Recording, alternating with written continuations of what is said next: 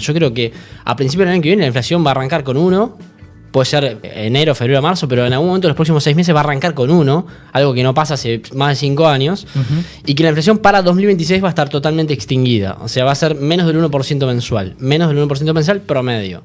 Y también supongo que para ser justo intelectualmente, muchas de las cosas que charlamos a lo largo del tiempo se fueron cumpliendo, que decías vos.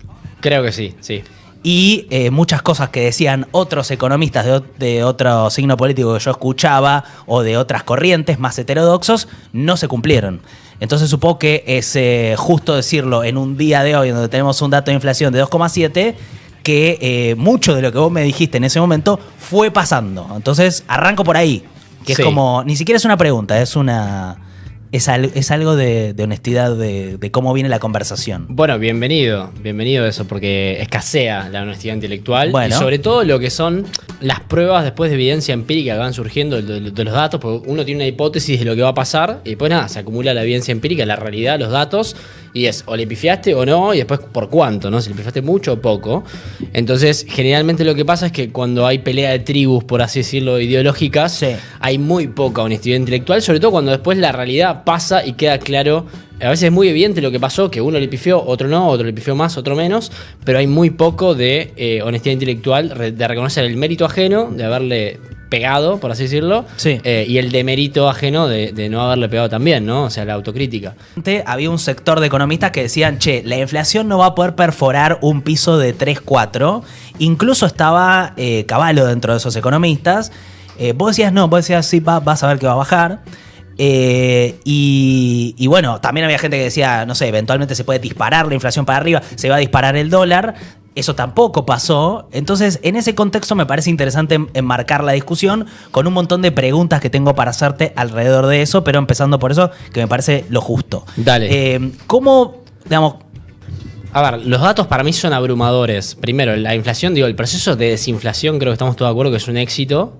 De desinflación, tenés la inflación más baja en 3 años después de haber recibido la inflación más alta en más de 30 años. Ahora resiste una inflación de 300% anual o 250, depende del punto que tomes, y la inflación anualizada, digamos, ya está bien por debajo del 100%, ¿ok? Está muy por debajo del 100%, así que el proceso es inapelable. Claramente un logro del gobierno. Esto demostró que se podía bajar la inflación y a lo sumo es o no querían o no podían o ambas. Pero la inflación se podía bajar. Después empieza a qué costo, ¿no? Esa es la otra discusión. Ahí vamos a eso, Bien. Pues me interesa esa discusión y ver cómo ves ese progreso. Tal cual. Pero primero los datos. En el sentido de que la inflación fue un éxito, digamos, el proceso de desinflación. De hecho va a continuar, o sea, no es que nos vamos a quedar en el 2%. Yo creo que a principios del año que viene la inflación va a arrancar con 1.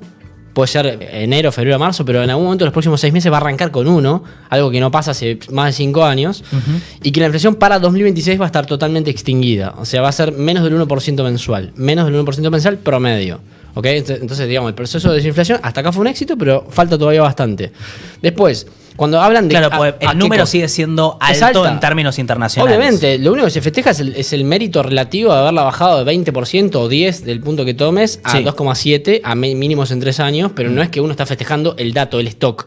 Entiendo. El dato pues, sigue siendo alto. Entiendo. O sea, uno no normaliza eso. Yo vi tweets de Moreno decía, no, pero sigue siendo alta la inflación. Nadie lo discute, campeón. Solamente se festeja que la inflación es un décimo de lo que era. Digo, eso primero. 2, hace 6 meses que los salarios le ganan a la inflación. Salió el dato oficial y eso también es un mérito. A ver, todavía falta un montón para recuperar. Lo que pasó entre 2019, ¿ok? Y principios de 2024 fue una masacre al salario real. Creo que estamos todos de acuerdo. Sí. Sobre todo para el sector informal. Perdió más o menos como 40% en términos reales. Una masacre total, digamos, entre lo que fue pandemia, sequía, ¿ok? La pandemia mal gestionada, igual, mal, más menos, pero bueno. Entonces, pandemia, sequía, masazo, plan platita, la eclosión del plan platita y después tenés la devaluación de Milei que viene a tratar de bajar la brecha cambiaria que era, digamos, herencia del gobierno anterior, pero bueno, generó un impacto muy fuerte en lo que es precios al inicio de la gestión. Bien, ahora hubo un punto de inflexión, los salarios le están ganando inflación hace 6 meses, ¿ok?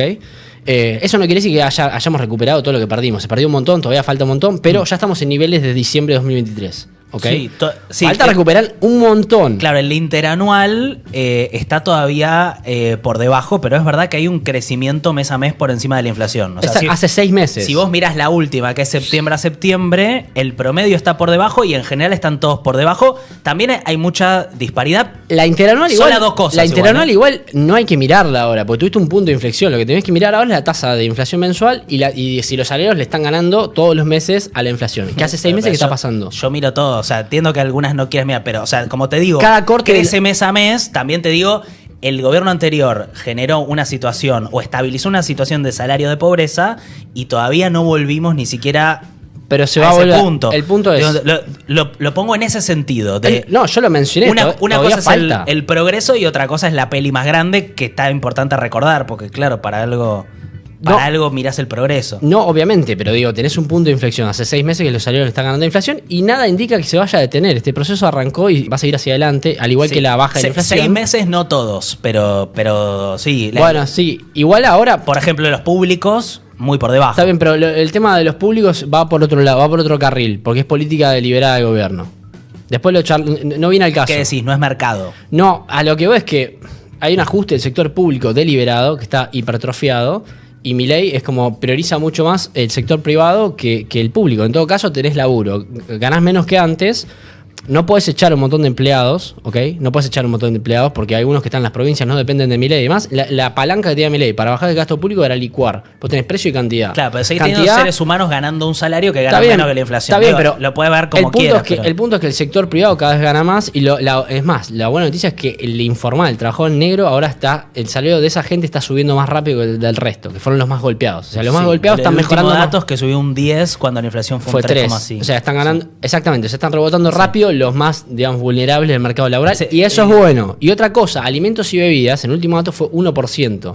Tenés salarios, justamente, los informales ganan 10% más que los meses anteriores, 8, 10%. Alimentos y bebidas es 1. Eso quiere decir que la indigencia estaba cayendo muy rápido. Porque la indigencia se mide justamente con la canasta básica alimentaria que depende de alimentos y bebidas. O sea, ese es un datazo. Lo que pasa es que los datos de pobreza e indigencia tardan mucho en salir, pero cuando salgan los datos del último trimestre de 2024 van a ser muy buenos. Pasa que la pobreza, de hecho, el nowcasting, la gente que mejor mide la pobreza e indigencia, te está diciendo que ya bajó más o menos 4 puntos la pobreza. Sí, pero que está en 49. Lo último, perdón, la actividad económica está rebotando. ¿Ok? E incluso la industria, que era lo más golpeado dentro de lo que era la matriz productiva argentina, la industria ya tuvo el primer trimestre de crecimiento en más de un año.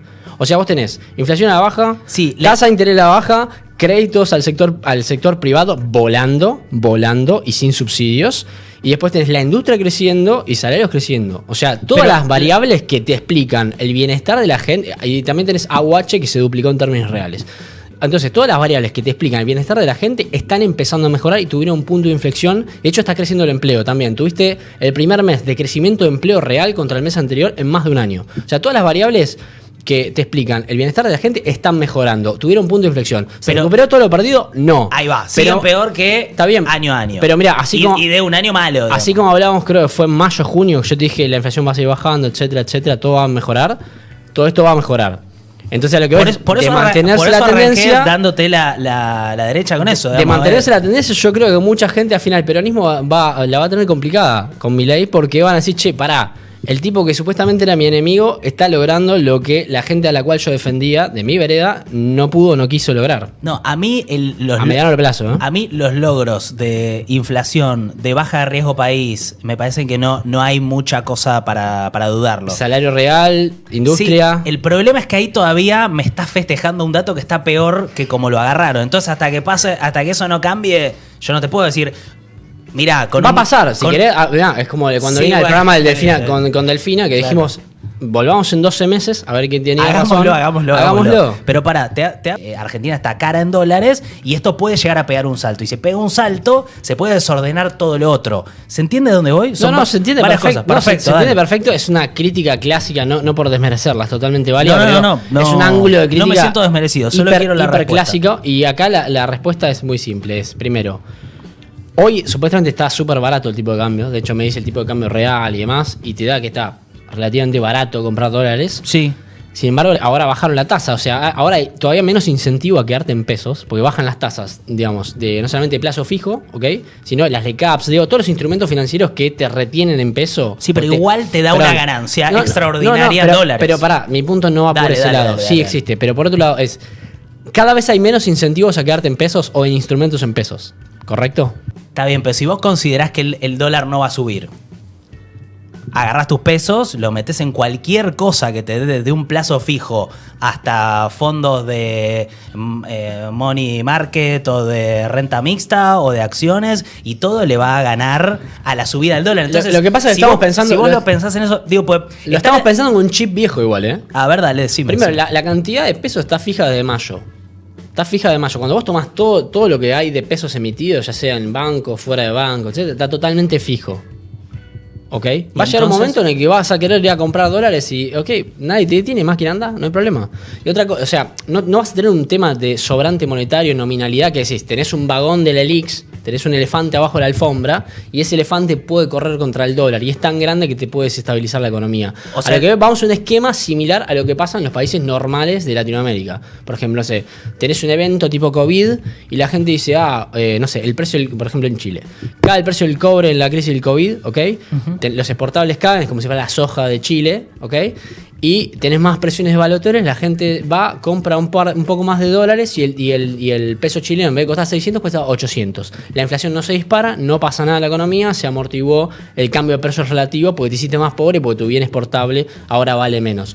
Vamos a un esquema de ese tipo, donde mañana vas a querer ir a comprar dólares, lo vas a poder hacer y eso no va a desestabilizar la economía porque los fundamentos subyacentes son sanos, porque no tenés un sobrante monetario ni un elefante del ELIX hiperinflacionario, terrorismo financiero que dejaron las administraciones anteriores, incluyendo la de Macri. El tema, Juan, para mí es... Las magnitudes importan. Yo no niego que pueda haber en los próximos, no sé, 12, 18 meses una devaluación. Ahora... bueno. Está bien, pero no es lo mismo una devaluación del 300% del tipo de cambio paralelo que tuviste en la última parte de 2023 con una posible devaluación del 10-20% inocua. O sea, vos te imaginás que puede llegar a haber de acá a los próximos 6 meses que... No, 6 meses no, tal vez un poco más. Después de las elecciones. Puede ser antes o después, no importa, pero la magnitud de eso no te va a desestabilizar la economía y no te va a disparar la inflación, a diferencia de los procesos anteriores. Por eso hay que cambiar el chip.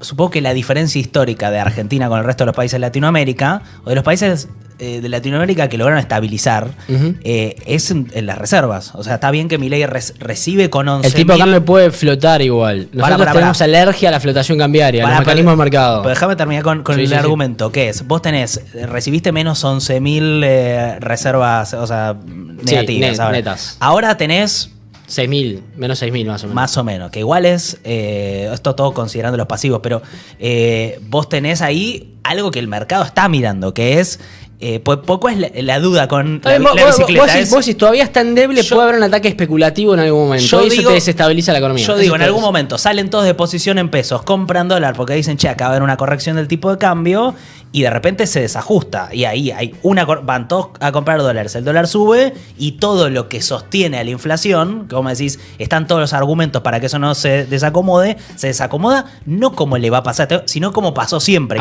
¿Qué ves diferente? A lo sumo hay un cambio de precios relativos, pero no vas a tener... La inflación, vos pensás esto, ¿la inflación qué es? Es un proceso sostenido de la suba de precios, básicamente. No es solamente que suban los precios, sino que siga, digamos, recurrentemente, con cierta regularidad. Lo que vos mencionás, dadas las condiciones de ahora, no las anteriores, a lo sumo tendrás un salto inflacionario menor en algún momento y después se va a volver a apaciguar, a diferencia de lo que pasaba antes. Lo que pasaba antes era que vos tenías un incendio y todos los meses le tirabas no solamente más leña a ese incendio, sino que cada vez le tirabas más leña. O sea, le ponías una rama, después 2, después 4, después 8, después 16. Entonces, claro, el incendio se hacía cada vez más grande. Por eso llegamos a tener 300% de inflación. La diferencia ahora es que al incendio ya le dejaste de tirar ramas. ¿Se entiende? Si vos tenés un cambio de precios relativos o de demanda de dinero, que la gente ahora, no sé, en algún momento decís, che, las reservas están bajas, che, no sé, se acaba el carry trade, no sé qué, me quiero pasar a dólares. Buenísimo, al sumo el tipo de cambio pasará de nivel de 1.000 a, no sé, 1.200, ponele ejemplo teórico, no se agarran de esto porque no es una predicción, lo aclaro. Y tenés un cambio de precio relativo y se clava en 1.200 de nuevo y a lo sumo tenés ese mes o los 2 meses subsiguientes un saltito inflacionario, no sé, qué sé yo, del 1% al 3-4% y después vuelve a bajar. Ese es el peor escenario. Claro, ¿Entendés a lo que voy? vos te imaginás que no va a pasar como pasó antes. Están que clavados es los pesos, dejaste de una tirarle. maxi de evaluación. Exactamente. Y esa rueda de emisión de evaluación no existe más porque no están emitiendo más, redujeron No la- estoy inventando nada. Miren solamente las experiencias del resto de los países de Latinoamérica que tienen política monetaria sana, que no emiten 30, 50, 100% Pero por anual, eso, ¿tienen como reservas? Argentina. Tienen No- reservas. No tiene que ver con las reservas. Es que primero están acumulando reservas, lento, pero las acumulan. ¿Ok? El Banco Central sigue comprando dólares, lento, pero los compra. Pero vos ya sabés que no están emitiendo.